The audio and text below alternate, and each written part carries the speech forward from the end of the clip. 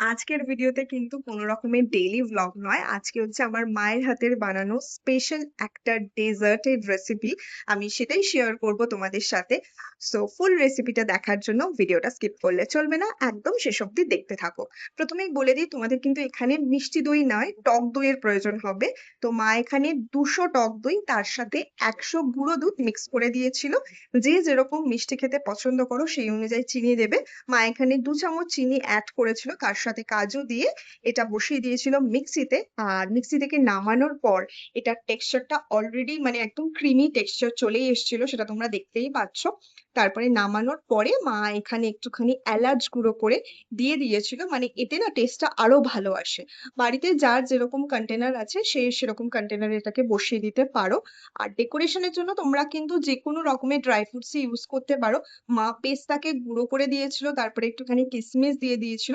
তারপরে এটাকে ভীষণ ভালো করে প্যাক করে ডিপ ফ্রিজে রেখে দিতে হবে।